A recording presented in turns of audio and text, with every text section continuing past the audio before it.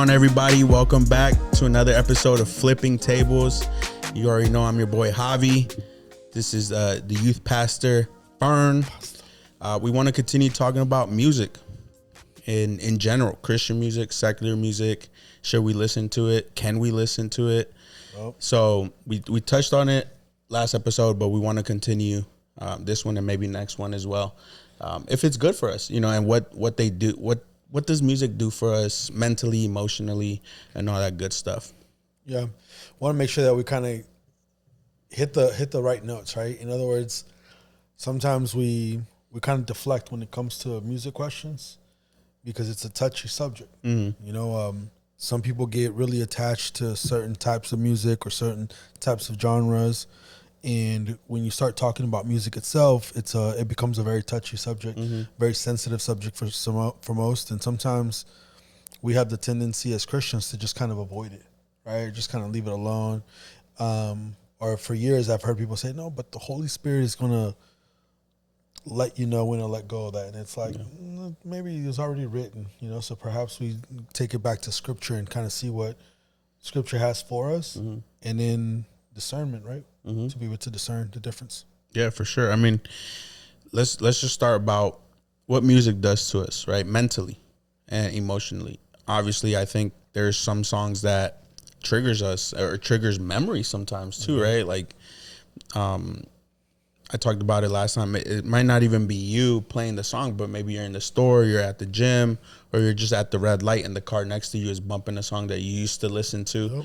And that brings you back. That brings back memories of maybe the girl that you dedicated that song to, or maybe a childhood memory from back home, right? Like, it's funny because I remember back at being in Guatemala and being it's funny, bro, at Sunday school of all places.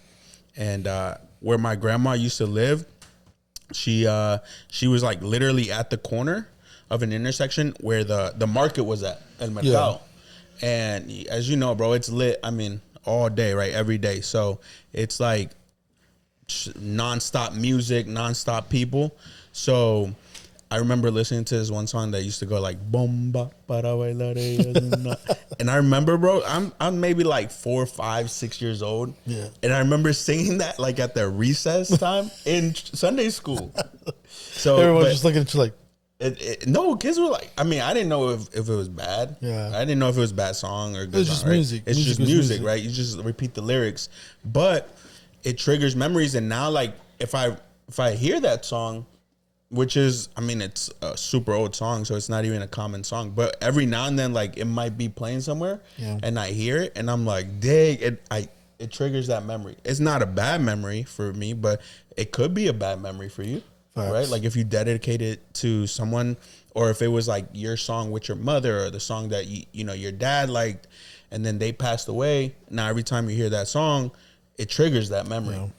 Yeah. So we got to be real about it. It's not just. Sometimes it's not just about like just the spiritual aspect, which is an important aspect, but also like the mental side of things and the emotional ties that we can have to like music and stuff. How it connects us to it. Yeah, absolutely. I have a similar thing, like I remember for a long time I felt like, the highlights of my life was high school. I loved high school, my freshman, my sophomore year, playing sports and doing that. And I remember for warm-ups all the time, we had the Chronic playing right before games. So as soon as I hear it, it's like, boom, takes me back to high school. And I was like, yo, those were some bomb years, But I feel like through it all, if I really sit down and I talk and I think to myself, are those really my best years? Because that triggers a memory like, oh yeah, those were it. But the truth of the matter is, like, I have a family and I have my wife, right? I have my dog. You can say I'm living the American dream, if you will, struggling through it like everybody else. But it's I've achieved like buying the house, having the family, having the kids, having a steady life. Now to add on that I have God in my life, now that I'm serving and I'm in ministry, for me to ever think just because a song triggers a memory from back in high school to think, oh, those are the days, and to try and live in the past, I feel like it's not healthy for us to be comparing different phases of our lives to be able to say, oh, that was good, this was bad, that was bad. That shouldn't be how like our memories should be triggered at all times based on one song or based on one rhythm, based on one melody. You know, if anything, we need to learn how to stand firm on our feet, know where we're at in life, and to be content with what God is doing in our lives, you know? And I feel like as Christians, at least I can speak for myself, right? As a Christian, the last thing I want to be able to do is to have a melody have that kind of power over me. Right. You know, where it's literally controlling my train of thought, where it'll literally control my mood for the rest of the day because it made me feel good. Yeah. Or vice versa, if it makes me feel bad. You know, and then, or if I'm going through it right now, that triggered memories that those were the best years, and now I'm discontent with what I have in life. You know, and then I go home and I take it out on my family. Like that type of stuff, people are going to sit here and be like, oh, well, that's just you, Fern. You're the only one that acts like that with music. I'm sorry to tell you, man, there's a lot of examples of, and we can get into later, right? Like a little bit more into it, like kingship and all that stuff. We're going to see samples of that with Saul and stuff like that, how he was tormented and how music helped him. But we're going to dive a little bit more into it in a sec. But there's so much that goes attached to our emotions and to our feelings when we're getting into this. Yeah, and it's not always just like, how can I put this? Like, it's always like a few songs, right, that hold you, that stick. It's not every single song, at least for me. Like I remember when I was trying to give up secular music, maybe like in my early 20s, there was a Jay-Z song, and I don't even remember the name, and I don't even want to look it up, but I like literally felt, bro, like it had me captive. Like it was holding on to me. Like I had to listen to it on repeat every day. You know, you're welcome, Jay-Z. I probably put some money in your pocket or something, you know what I mean? As much as I listened to that song. But it, like, I felt it, bro. You know what I mean? Like, I felt it hold me. And I couldn't shake it off.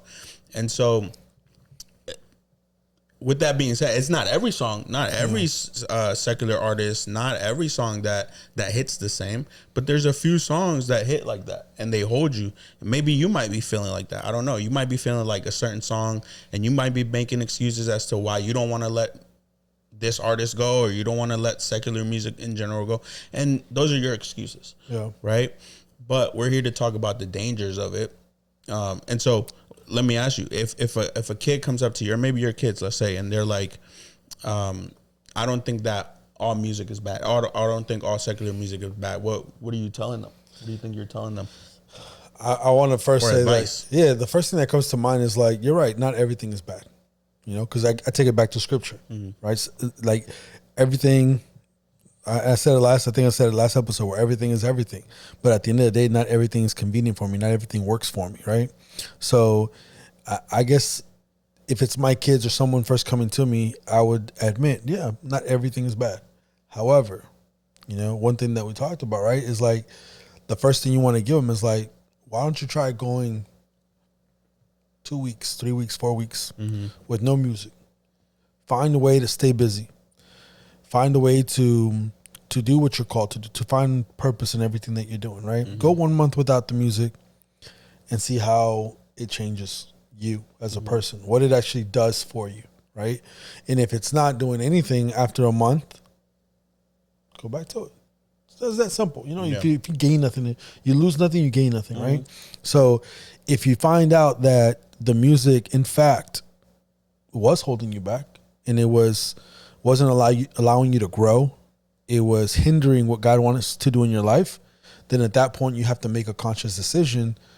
Are you stepping away from it or are you still going to hold fast to it? You know, I remember when preaching, I heard one of the pastors go out there and share. He says sometimes we're holding fast to something that we love so much that our hands are full.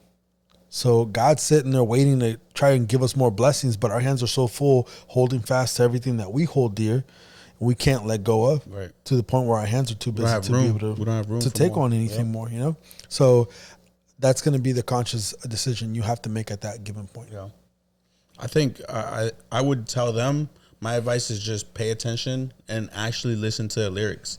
As a musician, that's something, I think I said this last time too, is where I don't know the lyrics 100%. I'm more of a beat type of person. I'm like, oh, I like that beat. Oh, that goes hard, because I'm a musician first. So, but there's times where I go back and I'm like, man, this is what did he just say? Or this man sounds so dumb right now. Like, just because he wanted to rhyme, or like, that's crazy. I can't believe he said that, right? So we have to actually listen and pay attention to the lyrics. That would be my advice. Go back. Facts. If you know, you're like, nah, this song ain't that bad. Go read it. Don't listen to it with the beat. Just read what he put on paper. Yeah. And be like, dang. Make some sense out of it. Make some sense out of it, right? Make it make sense. Mm-hmm. Because it's like, you are what what you're putting into yourself. So if you're repeating certain stuff, that's what you're putting into yourself. That's what you're talking about yourself. That's how you're talking about others, perceiving others, talking about women like that, talking about guys like, whatever, right? So you gotta pay attention, because not everything that you say, and you can be like, oh, that's a bar. Oh, that's tough. Oh, that's a bar. Doesn't matter. Just because you wanted to sound cool for that second, it's not worth it at times. What you're feeding yourself, if we're talking about spiritually, right? Yeah. Now, is there a fine line? There's some songs that are hardcore, like I told you, like, we're talking about like gangster rap and things like that. They're hardcore drugs and sex and money. But then there's some songs that, can we make a case for? Like some World Cup songs? Can we make it? Because they unite them all, right? Unite all the countries, all the world peace, worldwide, world peace. So let's talk about that, because those are, I mean, if we think about it, like, they're very popular. They have really catchy rhythms. Maybe the lyrics aren't bad because they're talking about certain countries, they talk about certain players, and they talk about soccer, right? Football. Yeah. Can we make a case for those songs? Or do you think they're also like, we shouldn't? To me, it's like, what is it talking about soccer players? How great they are, how amazing they are, how fast he is, how good looking he is.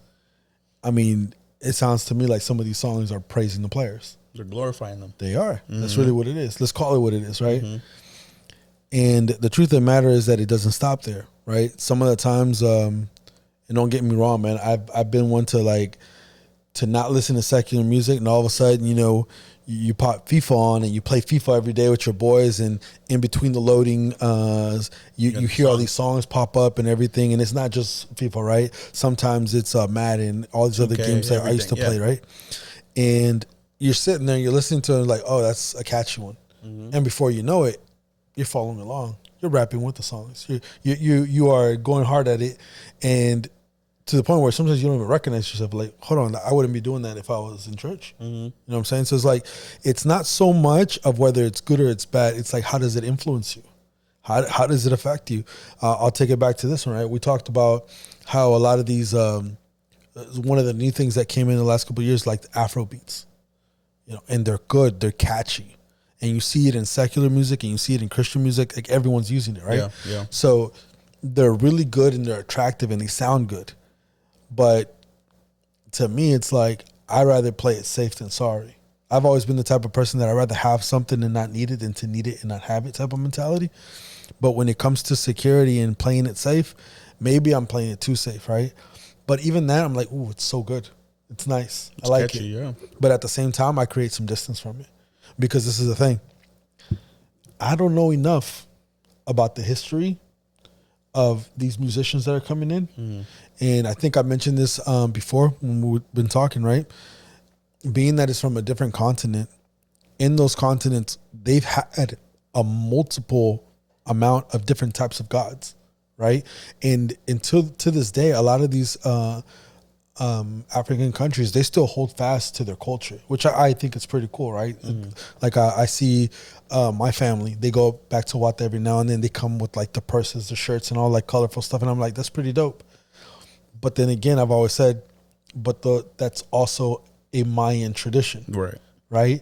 They still take it back to the point where there's designs and the way they dress, all that stuff. And it's like, okay, they have a culture as well. And in the Indian culture, or that indigenous culture, or African culture, if you will, they all had a certain how to say this, celebrations that they did towards their gods. You know, if we don't have to get into the details of it, right? But you can go and you can see all the Egyptian gods that they had back then, and you can go to Central America and see all the gods that they had Mayans did, right? So when it comes to it, yes, they follow their culture. Yes, they're embracing their culture, but they're also, are they cutting ties with what they're doing before they bring it into me, who I don't follow either culture, right? Their culture is not my culture. I was born and raised here in the U.S.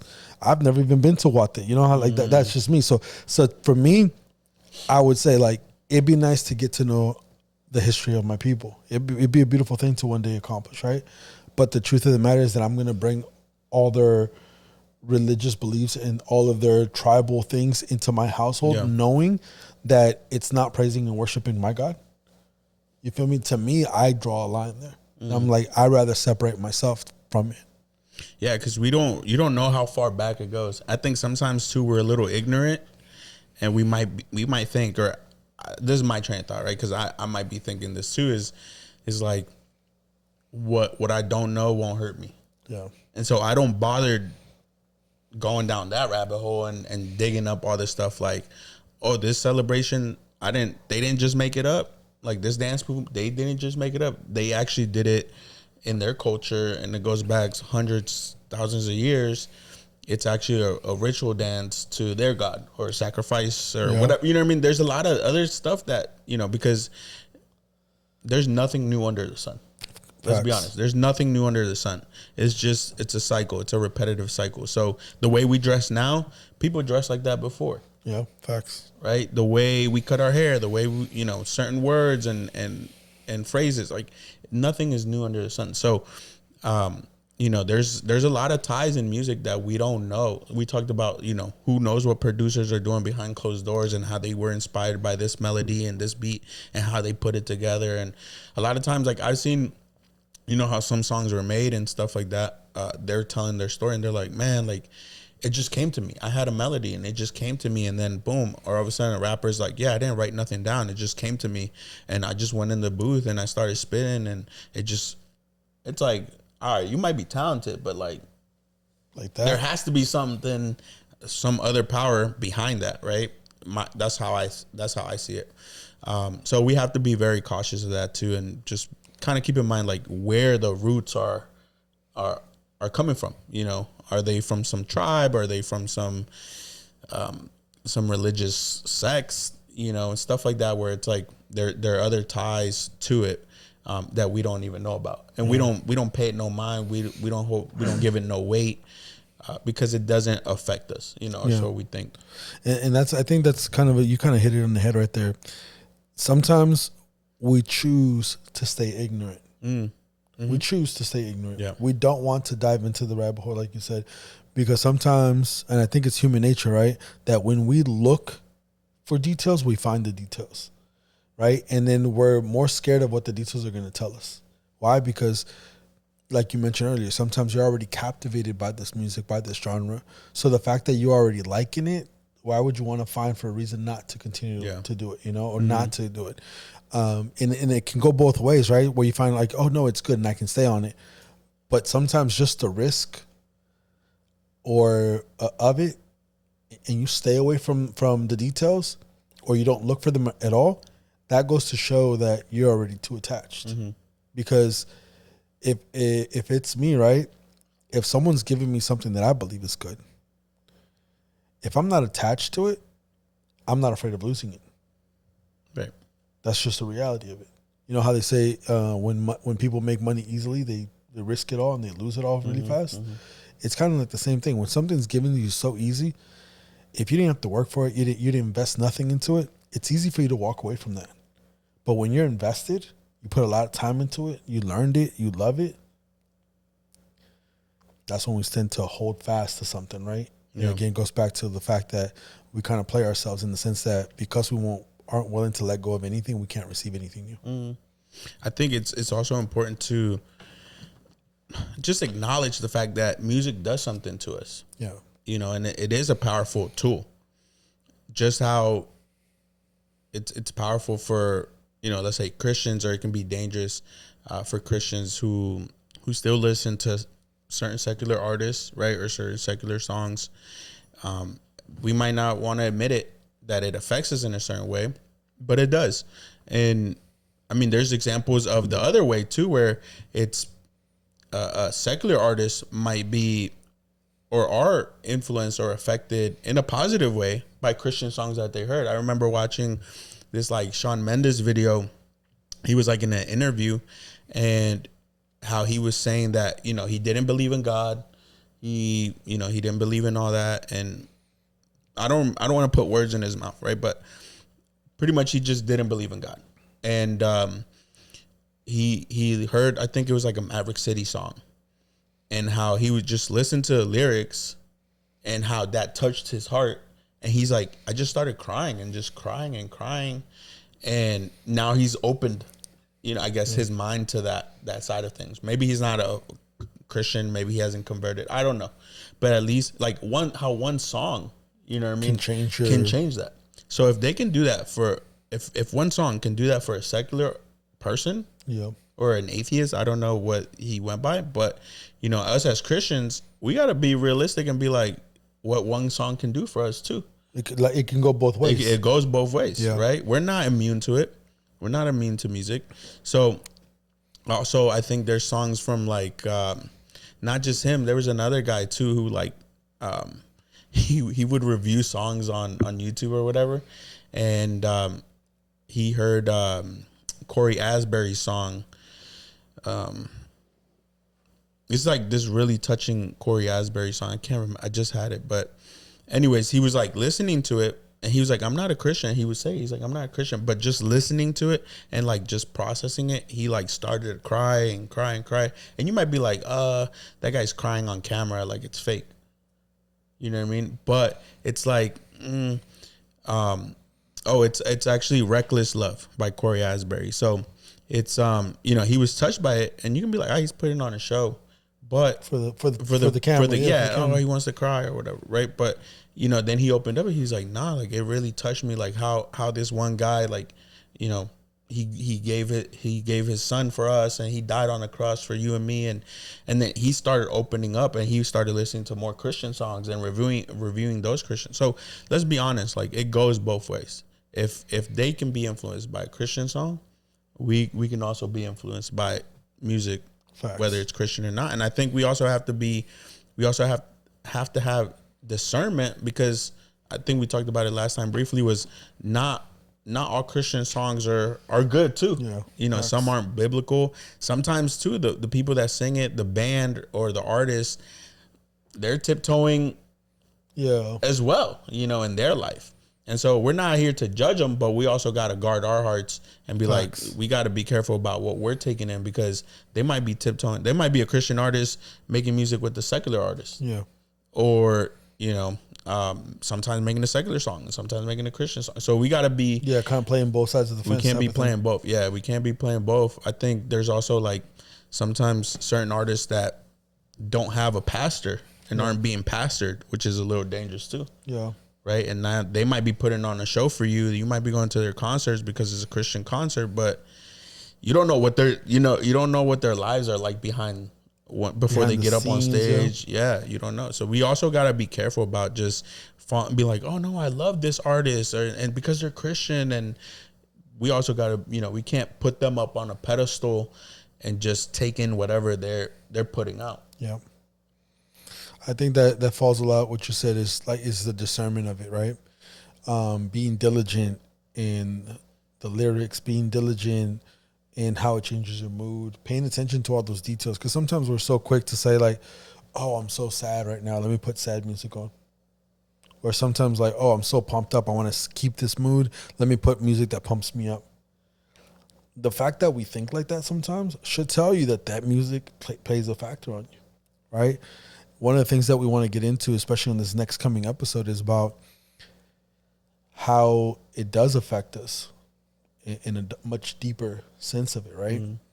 Mm-hmm. How there's a spiritual battle that's going on in a spiritual realm that sometimes we're not thinking about. That we don't see. Exactly. And part of the story that we want to touch is a story where King Saul after David had been anointed, he's being tormented by a spirit. The spirit of the Lord comes to torment him, and in his chaos that he's going through, somebody comes up to him, and you guys can find this in the book of Samuel, first book of Samuel, chapter 16, about midway from the 14th and on, you'll see where it talks about how someone gives him a referral. He says, yo, I know somebody that can help. Mm-hmm.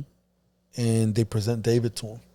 So David comes out and plays his instruments for him, and the music would soothe him. It would relax him. You know, it would make that spirit go away. Mm-hmm. You know, and we're gonna dive a little bit more into it in this next episode about how that works out. But the point that I'm trying to make is that David himself would be able to play and bring peace to this man, mm-hmm. right?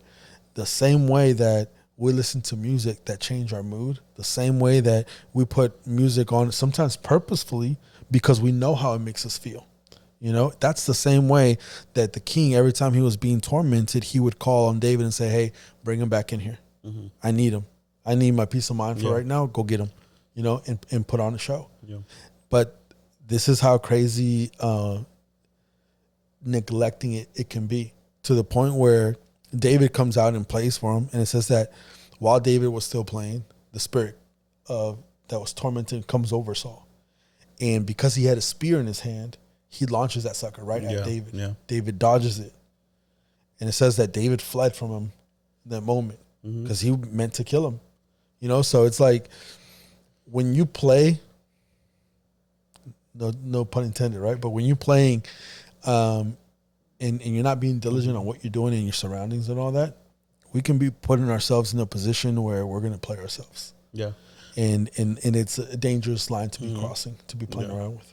Yeah. Let me just touch on that real quick. I think the doors that we can be open, right? Facts. How we're going to play ourselves. I remember I was around 18, and I remember one of my best friends, he's like, oh, for my birthday, we're going to go to this concert. And it's one of those like EDM concerts type of thing where it's like techno music. It was one of those things, I don't know if you remember, where like they would throw paint and cakes at people in the crowd and stuff. And I'm not, again, your little color raves. Yeah, like a rave. And I'll be honest, like I'm not into that, and I wasn't into it. But I was like, you know, let me get out of here. Let me go see what this is about. So I remember I get my ticket and I'm telling my parents, no, like we're going to some paint show or whatever. And then finally my mom finds out, you know, in the morning of, she's like, yeah, Manatina don't play. And she goes, she's like, oh, you know, his mom told me where you were going. She's like, don't go. And, you know, I'm 18 at this point. So my friends are kind of like, nah, bro, you know, be a man, stand up for yourself. You can go. Just tell her, nah, you're going. Yeah, that's easy. So they don't live with him. Yeah. So then I'm like, all right, you know, I'm like, yeah, I'm gonna go. And I already paid for it. And this is how maybe music can captivate you in a sense too, and how it puts you at risk, because, you know, not thinking nothing of it at 18, I'm like, I'm gonna go to this rave. It's gonna be whatever. We're gonna go have a good time. But the actual concert, the rave, was actually gonna be on October 31st, which is Halloween. You know what I mean? And so that's another spiritual warfare that I wasn't paying any mind to. Yeah. That if I, you know, would have went and been there, that, you know, who knows what doors I would open, right? Or what kind of battles and demons I would have had to face after. But with that being said, you know, I told my mom, I'm like, nah, I'm gonna go, and I'm going. You're not stopping me, whatever.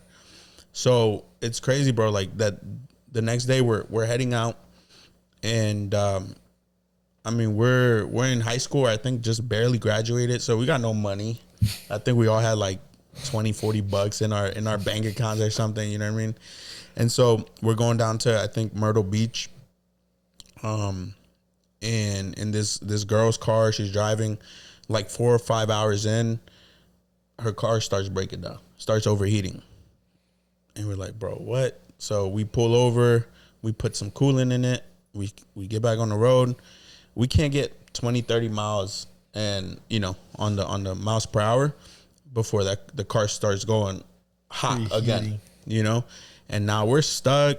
I remember like we're on the side of the road for like 2 hours, 3 hours, waiting for a friend of theirs that was already there to come and pick us up.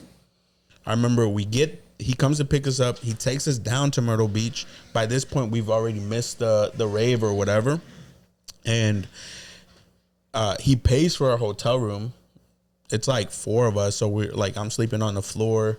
We haven't had anything to eat. Then by the grace of God, some way, somehow, somebody got us a rental car to come back up the next day up to Maryland. We get home, bro. Like, I'm telling you, like, me and one of my boys were like, because his mom was a Christian as well, and she was a praying woman, and we were like, bro, I know our moms were praying for this. I know they were praying like, you're not gonna get there, you're not making it. You're looking at Martina like, this is all your fault. Yeah, I'm like, but again, you know, like I said, not thinking, right? Yeah. Not having that discernment of wisdom and being like, October 31st, a rave. Like, you know, who knows what these artists and everybody that, you know what I mean? Like, all the promoters and just people in the crowd. Like, you don't know if they're doing witchcraft. You don't know what they're into, what kind of doors you're going to open spiritually for yourself. That, like I said, if I actually would have made it, you know, there to the concert and would have experienced it, like, who knows what kind of doors I would have opened, and then would have had to face that and fight that later on in my life. Yep. You know, so just be smart about it. You know, pray for that discernment, to have wisdom, and for God to, I guess, guide you and tell you what's right and what's wrong. You know, a lot of times I think we also as Christians feel like I'm okay where I'm at right now, and we kind of keep some things that we don't want to give up. Yeah. But if we give those things up, God is going to level you up. You know, so sometimes we're like, we're okay where we're at right now because we don't want to give up certain things. Yeah. But God is ready to level you up. Like you said, God is ready to give you more, but you're still trying to hold on to these things. So, you know, we want to encourage you guys to really just pray about it and ask God to be the one that helps you and to be the one that shines the light on the things that you need to give up in your life, whether it's music, a certain artist, whatever it is, you know. And we want to thank you guys for sticking with us again and tuning in for another episode. We hope that you guys are being blessed by this message. And please don't forget to like, share, comment, and subscribe. Yep. And always hit that notification button if you haven't already. That way, whenever we're dropping new content for you guys can catch up on it. Yes, sir. See you on the next one.